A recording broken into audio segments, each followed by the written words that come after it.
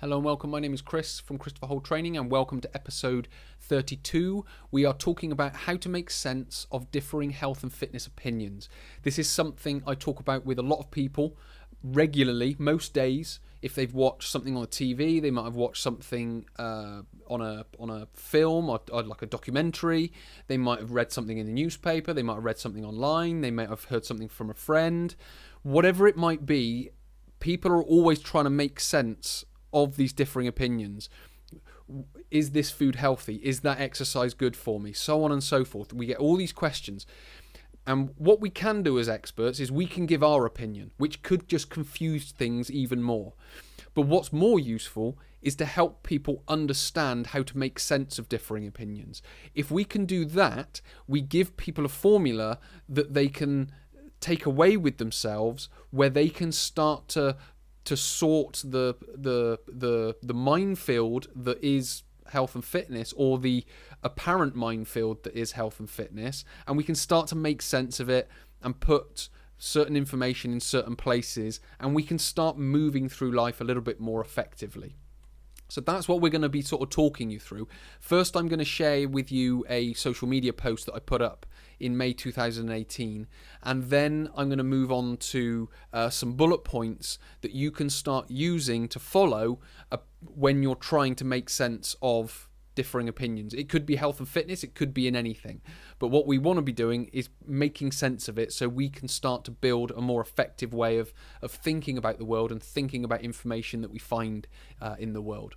So that's what we're going to be doing. And before I go into that, I just want to mention my two websites and social media. So you can go to christopherholt.com. There's a blog on there with information. You can go to christopherholt.com/join, which is where the newsletter is, and you can sign up to the newsletter, which again covers the umbrella of health and fitness, diet, exercise, behavior, habits, whatever it might be. Or you can go to Christopher Holt Training, where there are online programs which you can get involved in, which are a little bit more exclusive information, and you can obviously sign up to those and get involved in finding out more about the information that I'm talking about. Alternatively, social media. You've got Facebook, which is Christopher Holt Training, or you've got Twitter, which is @Christopher Holt. So any of those, come along, like and follow. It'd be great to have you there, and I can answer questions that you may have. Coming back to what we're talking about today, which is how to make sense of differing health and fitness opinions.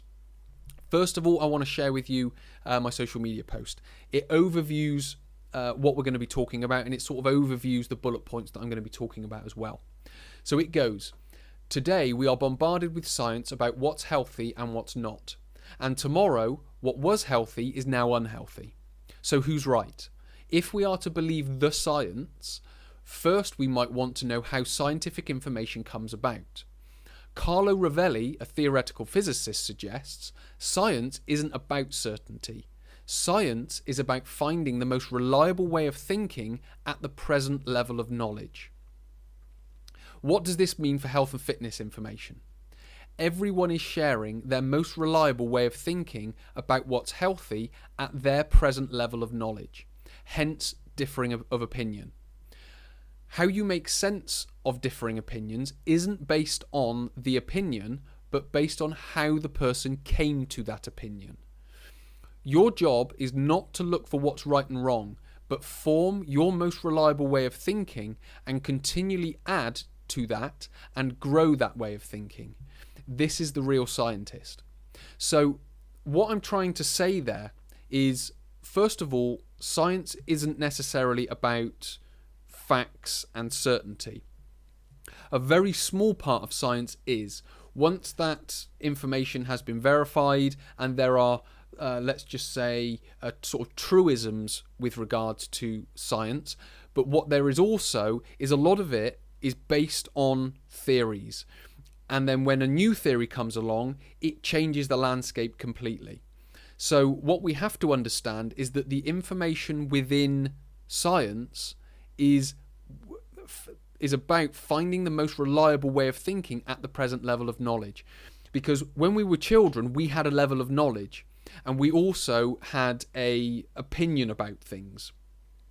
As we grow up, we learn more knowledge and gain more information, and then that present level of knowledge changes, and therefore our opinions about the world change. So what we have to do is we have to do the same with health and fitness. We have to make sense of what we already know. Once we can make sense of what we already know, we can then start expanding on it. So what we then need to do is start developing our most reliable way of thinking. Because once we can start to do that, we can start to navigate the information. And how we navigate that information is essentially sort of point number one on the, if you want to call it bullet points or a formula or whatever, is to keep learning. So that's kind of the first thing that we need to understand, is we need to keep learning. And then there are two things that we need to in a sense learn. Now, the first one is to develop a greater depth of knowledge on a subject. So we need to go further down the rabbit hole on that. So that's kind of point number two. The second one is then a breadth of knowledge. So that's not just necessarily reading the same subject. That's reading around the subject and reading subjects that relate to it. It might not be something that you would have first thought relates to it, but as you explore a depth of knowledge, if we're talking about physiology, we don't just talk about physiology. We might talk about the sort of chemistry of our physiology. So what that does, that then takes me into chemistry. We might then start talking about the physics of our anatomy. So then that takes you into physics. If we're talking about habits and behaviors, that might take us into philosophy. If we're talking about diet, we might then go into veganism or vegetarianism or pescatarianism, or we might then start thinking about the food industry itself. So what we're doing is we're then starting to explore around the subject that we are trying to better understand. So those, I guess, are the first three things we need to do. Is number one, keep learning. Develop a depth of knowledge on a specific subject, and then start building a breadth of knowledge around that depth. And then what you would then do is then build a depth of knowledge into those individual subjects. Because what that's then doing is that's then developing our knowledge base in which we can then form our opinions on. And when I said it's not based on the opinion but how the person came to that opinion, what you're trying to find out is what is their depth of knowledge, what is their breadth of knowledge, what are they basing that opinion on. That's what that little sentence means. So when we are developing our opinions, we're developing it on a depth and a breadth of knowledge. What a lot of people do is they read one article from one person that says one thing in a sentence, and then they use that to form their opinion. If they were to then get questioned on that, how did you get that information? Have you thought about this information? Did you realise that this information that relates to it affects it in that way? They might not know any of that broad knowledge. So they then panic, and then they might come back at you saying that your opinion isn't worth anything, or they might challenge you on certain things, or whatever it might be. So it's developing that breadth of knowledge and that depth of knowledge so we can start to navigate the information that people are sharing on the TV, in articles, online, wherever it might be. So within keeping learning and developing a breadth and depth of knowledge, some of the things that we need to start doing is, number one, is we need to find information that supports our ideas, because that's going to help us develop our depth of knowledge. Then we need to go and look for the information that challenges our ideas, because that, again, is not only going to help us with our depth of knowledge, but it's also going to help with our breadth of knowledge, because it's going to help us explore new realms of information and knowledge that we didn't first think we would need to understand. So it's about finding ideas that challenge our information. Then we need to go and pose questions about not only what supports our opinion, but also what challenges our opinion. Because when we pose questions, what we want to start to identify are pros and cons. So when we're looking at information that supports our idea, look for the cons in it, look for the drawbacks in it, look for the challenges in it. When we look at information that challenges our ideas, find out the pros within it. So where are the benefits? How is this information useful? How does it fit with what I already know? So what we're starting to do is we're starting to build a greater map of information, so we can navigate that map and navigate that information a little bit more effectively and a little bit more calmly.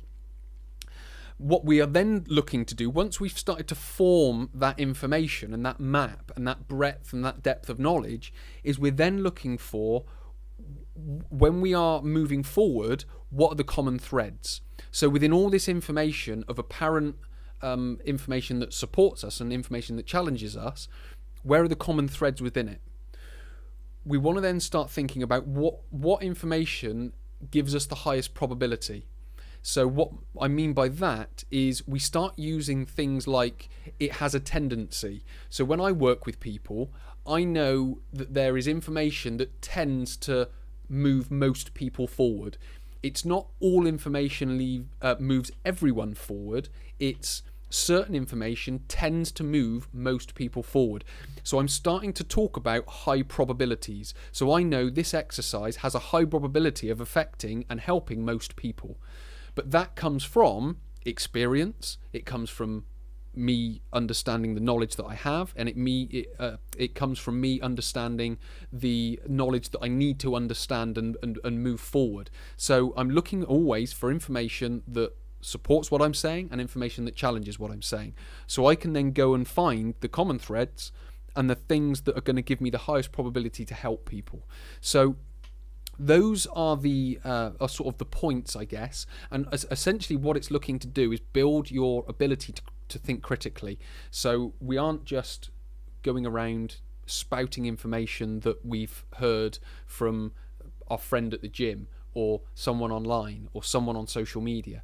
What we're doing is we are starting to develop our own, in a sense, opinion, but our own philosophy on information and our own thoughts and our own sort of scientific basis on information or on a subject. Now, not everyone wants to set out and be that person or set out and try and develop that information. But if you really want to get to grips with health and fitness information and health and fitness opinions, this is something to start doing. Just keep a little notebook and think about what you've learned already and what you know already. Write that down. Then think about, well, if I'm to move forward on that, what subjects do I need to start learning? What books do I need to start reading? What people do I need to start listening to? And things like that. And then as you start doing that, start using language like tendency, highest probability, for most people. Because what you'll then start to do is you'll then start to find things that start working, and you can then start applying that to you, and you can then start experimenting in a sense on yourself. And that's how I would always talk to people about how to make sense of differing health and fitness opinions. So hopefully that's giving you a better idea and is giving you some working bullet points that you can go away with, so you can better make sense of opinions, because they can be quite polarized at times, but you can also start forming your own opinions based on a greater level of knowledge than just a very simple article that you found online that you don't really know if it's the truth or if it's just someone sharing their opinion that isn't that well informed anyway. So many thanks for listening. My name is Chris from Christopher Hall Training. I'll speak to you in the next episode.